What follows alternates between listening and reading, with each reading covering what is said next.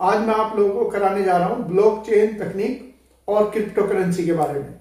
अभी हाल ही के दिनों में हमारे जो माननीय प्रधानमंत्री है उन्होंने भी चिंता जताई है कि ये जो क्रिप्टो करेंसी है इसको वजह से कहीं हमारे जो युवा है वो भी प्रभावित ना हो जाए।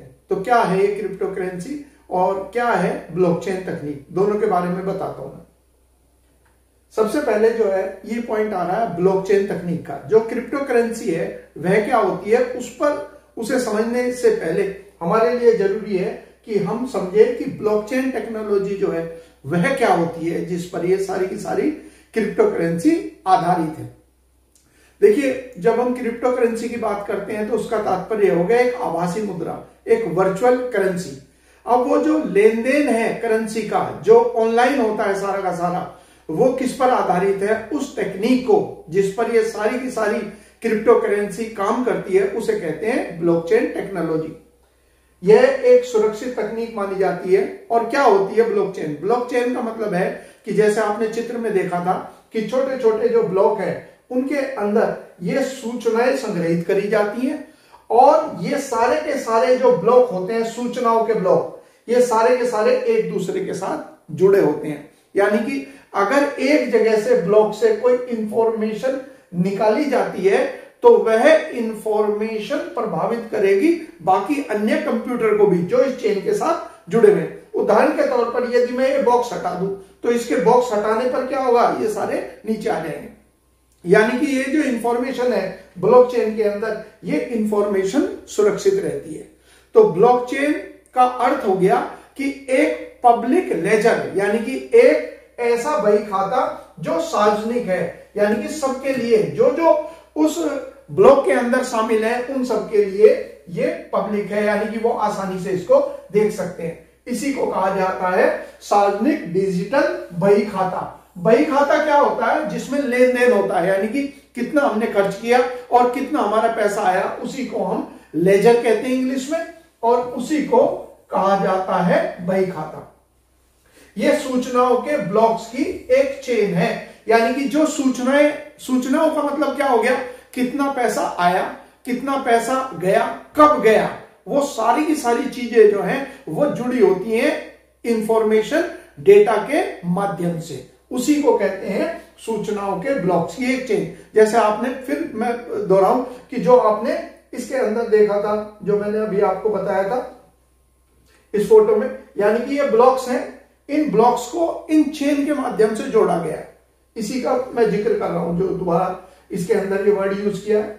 इसके अलावा दूसरा पॉइंट क्या है, ये जो ब्लॉकचेन है ये प्रयोग करने वाला कोई भी व्यक्ति, यानी कि जो कोई भी इस ब्लॉक के अंदर शामिल है, उस ब्लॉक के अंदर शामिल सभी व्यक्ति जो है उस इंफॉर्मेशन को देख सकते हैं और पिछले तमाम लेन देन की जानकारी भी प्राप्त कर सकता है। उदाहरण क्या हो गया, इससे मतलब हो गया एक ट्रांसपेरेंसी, पारदर्शिता है इस सारे के सारे लेन देन के अंदर।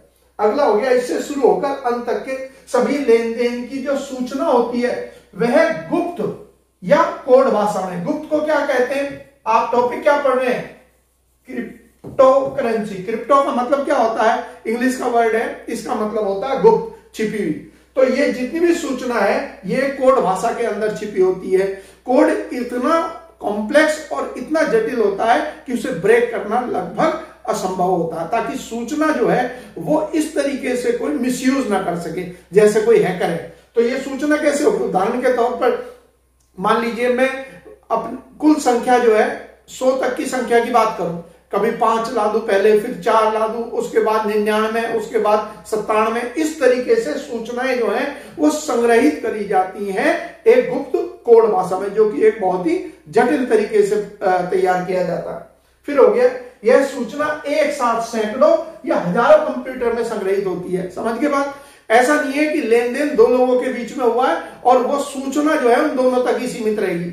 जितने भी उस ब्लॉक के अंदर है, जो बहुत सारा जीबी डेटा होता है गीगाबाइट्स के अंदर, वो सारा का सारा जो है पब्लिक हो जाएगा, सार्वजनिक हो जाएगा।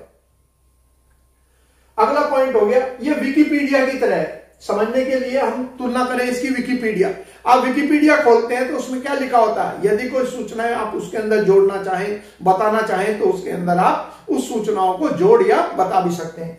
इसके अंदर भी ऐसा ही है, कोई भी व्यक्ति जो है किसी एक व्यक्ति के नियंत्रण में नहीं है और इसका प्रयोग करने वाले इसमें संशोधन कर सकते हैं, इसके अंदर चेंजेस वो ला सकते हैं। लेकिन यह भी ध्यान रखिए, जैसे विकिपीडिया का एक मेन सेंटर भी है, कोई भी इंफॉर्मेशन उसमें अपलोड तो कर सकता है, लेकिन जो मेन सेंटर है, जो केंद्र है उसका, जो अमेरिका में बैठा हुआ है, यदि वो चाहे तो उस सूचनाओं को उसके अंदर कुछ बदलाव कर सकता है या परमिशन दे सकता है या मना भी कर सकता है।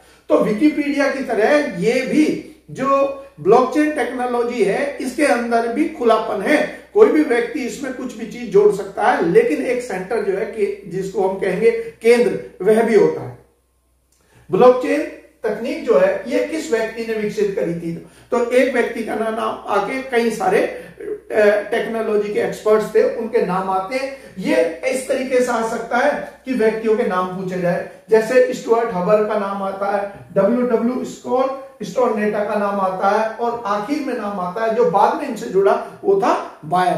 तो 3 व्यक्ति हैं जिन्हें ब्लॉकचेन टेक्नोलॉजी के डेवलपमेंट के लिए जाना जाता है। हालांकि यह तकनीक नई नहीं है, लेकिन इस तकनीक को इस रूप में कि इसका इस्तेमाल बड़ी ही सावधानी और सुरक्षा के साथ दुनिया भर में किया जा सके, इसे डेवलप करने का श्रेय जो है इन 3 व्यक्तियों को ही जाता है। पहली ब्लॉकचेन का इस्तेमाल 2008 और कुछ जगह 2009 भी लिखा होता है, दोनों में से कोई सी भी आ सकती है। और एक ऐसा नाम है जिसे का नाम दे रखा है सतोशी नाकामोतो।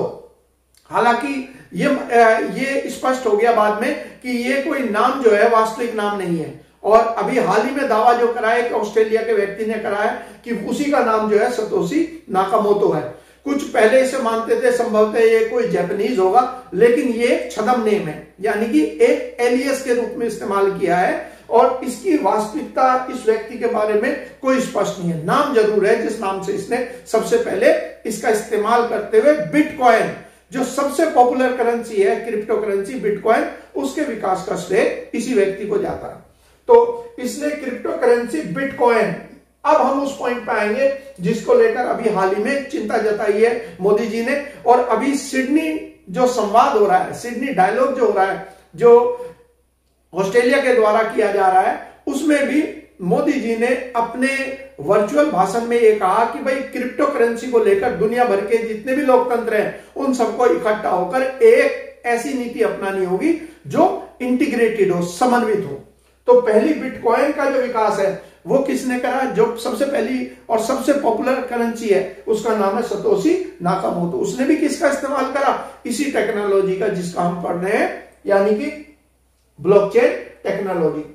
अब इसकी उपयोगिता क्या है? इसकी उपयोगिता के बारे में, सूचनाओं को सुरक्षित रखा जा सकता है। उदाहरण के तौर पर आप देखिए, यदि किसी ने डिग्री प्राप्त करी है, मान लीजिए किसी ने MSc करी है, इंजीनियरिंग करी है, तो जिस इंस्टीट्यूट से उसने पास किया, जिस संस्थान या यूनिवर्सिटी से पास किया है, उसकी सूचना जो है ऑनलाइन उसके अंदर उपलब्ध है। तो एक प्रकार से हम वेरीफाई कर सकते हैं, सत्यापित कर सकते हैं कि संबंधित व्यक्ति ने वाकई वहां पढ़ाई करके डिग्री प्राप्त करी है अथवा नहीं।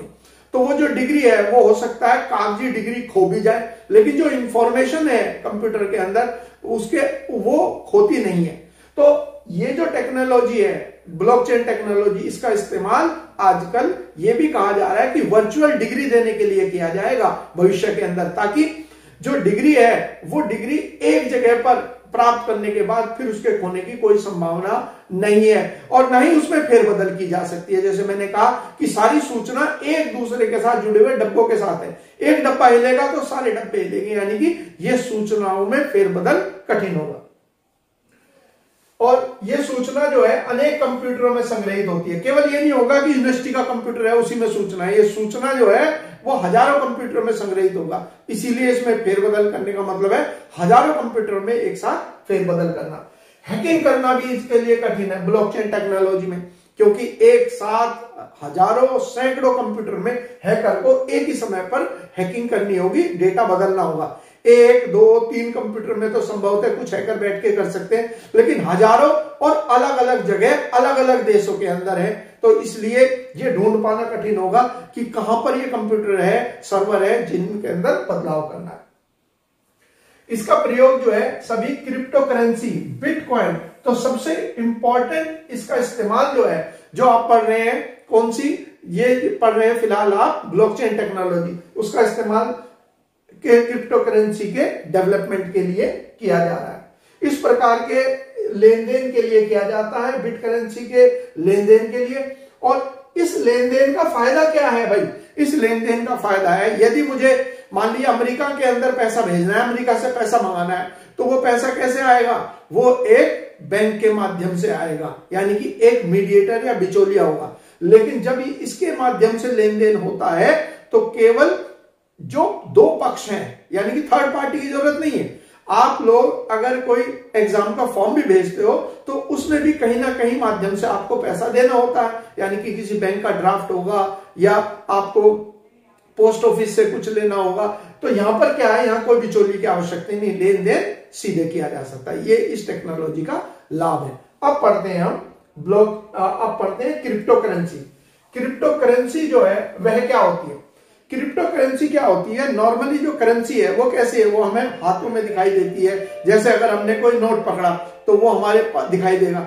लेकिन ऐसी करेंसी जो कि दिखाई ना देती हो और डिजिटल रूप में हो, वो किसी नोट की तरह दिखाई नहीं देती, उसी को कहा जाता है क्रिप्टो करेंसी। ये ठोस रूप में नहीं होती है, यह पूरी तरह ऑनलाइन होती है, यानी कि इसका जो लेन देन होगा, ये लेन देन में हाथ में कुछ नहीं आएगा। जो भी लेन देन होगा वो सारा का सारा कैसे होगा? वो ऑनलाइन ट्रांजैक्शन, यानी कि ऑनलाइन ही लेन देन होगा इसका। इसके अलावा इसकी खरीद बिक्री जो है कहां से होगी? इंटरनेट के जरिए। जैसे हमने कहा ये वर्चुअल करेंसी है, आभासी मुद्रा है, जिसके बारे में और अन्य कोई तरीका नहीं है इसे छू के देखा जा सके। तो इंटरनेट के जरिए आईडी और पासवर्ड दिया जाएगा उसके माध्यम से। यदि आईडी खो जाए या पासवर्ड मिस हो जाए तो दोनों स्थिति के अंदर इसमें समस्याएं पैदा होंगी।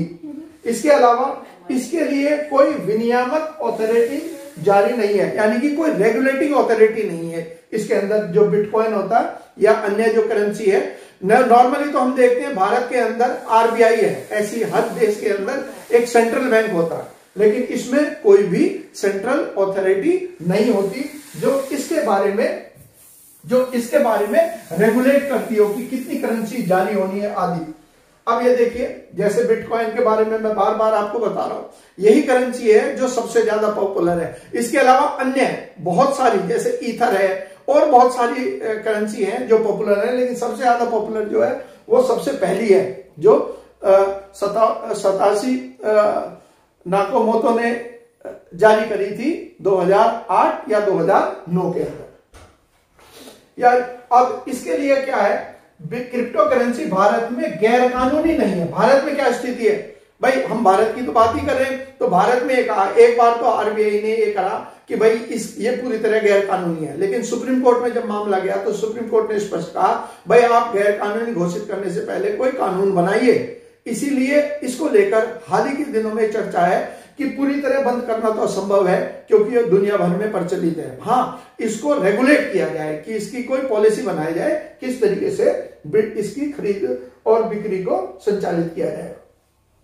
इसके अलावा दुनिया में कौन कौन से देश ऐसे हैं जिन्होंने इस करेंसी को अपना भी लिया है, या इसके अलावा अन्य किसी और इन्होंने करेंसी को अपने यहां इस्तेमाल करने की शुरुआत करी है, यानी कि उन्होंने अपनी कोई जो क्रिप्टो करेंसी है वो विकसित करी है। तो उसमें पहला नाम जो दे रखा है वो दे रखा है एक देश का, वेनेजुएला। वेनेजुएला जो है ये दुनिया का पहला देश बना, क्योंकि वेनेजुएला जो है पेट्रोल का बड़ा उत्पादक है। तो वेनेजुएला ने पेट्रो नाम से अपनी पहली करेंसी जो है वो जारी करी थी। ये दुनिया का पहला देश बना जिसने अपनी स्वयं की क्रिप्टो करेंसी जारी करी थी। इसके अलावा एल सल्वाडोर जो देश है, एल सल्वाडोर दुनिया का पहला देश है जिसने किसी भी करेंसी को, क्रिप्टो करेंसी को इसने अपने यहां मान्यता दे दी लेन देन के लिए। और ये करेंसी कौन सी है? ये कहलाती है बिटकॉइन। और तीसरा देश जो है वो है अफ्रीका महाद्वीप में नाइजीरिया, जिसने घोषणा करी है कि उसकी जो करेंसी है नायरा, उसकी जगह पर ये अपनी एक अलग से क्रिप्टो करेंसी जारी करेगा। जो इन देशों की बात कर रहा हूं मैं आपको, 3 देशों के नाम मैंने लिए हैं। कौन कौन से? एक तो वेनेजुएला, एक दूसरा है एल सल्वाडोर और तीसरा जो है वो है नाइजीरिया। कहां पर है? तो साउथ अमेरिका में देखिए आप, साउथ अमेरिका के अंदर ये देश है वेनेजुएला, दक्षिण अमेरिका में, जिसके बारे में हमने अभी अभी ये पढ़ा है कि उसने अपने यहां पर पेट्रो नाम की जो करेंसी है उसके इस्तेमाल की अनुमति दी है। तो ये साउथ अमेरिका के अंदर एक प्रमुख तेल उत्पादक देश के रूप में जाना जाता है। इसके अलावा जो अन्य देश है उसमें आपने पढ़ा है, वो नाम जो है वो है एल सल्वाडोर। तो यदि हम यहां देखेंगे एल सल्वाडोर के बारे में, तो ये रहा एल सल्वाडोर, यहां पर ये सेंट्रल अमेरिका में, सेंट्रल अमेरिका की बात चल रही है। यहां पर मैं फिर थोड़ा छोटा करके दिखा देता हूं ताकि आपको पता रहे कहां की बात चल रही है। ये रहा, यानी कि इधर तो अमेरिका है, थोड़ा बड़ा करके दिखाओ, इधर मैक्सिको यानी कि नॉर्थ अमेरिका, इधर तो नॉर्थ अमेरिका है, इधर साउथ अमेरिका है। ये कहलाता है सेंट्रल अमेरिका यानी कि मध्य अमेरिका। मध्य अमेरिका के अंदर ये देश है एल सल्वाडोर, जिसने घोषणा करी है कि वो इस करेंसी का इस्तेमाल करेगा, बिटकॉइन का। और फिर आ गया नाइजीरिया। अगर जनसंख्या की बात करें तो अफ्रीका महाद्वीप के अंदर जो सबसे बड़ा देश है वो नाइजीरिया है। और नाइजीरिया में ही वो एक आतंकी संगठन है जिसको लेकर सलमान खुर्शीद की आलोचना हो रही है कि जब उस सलमान खुर्शीद ने हिंदुत्व की तुलना जो है वो करी है बोको हराम। तो बोको हराम क्या है? बोको हराम एक आतंकी संगठन है नाइजीरिया का, जो कि स्कूली लड़कियों का अपहरण करना, अपने विरोधियों को हाथ पैर काट देना, और जो हमले हैं उसमें 100 तक लोगों की हत्याएं करना, इस तरीके का ये संगठन है।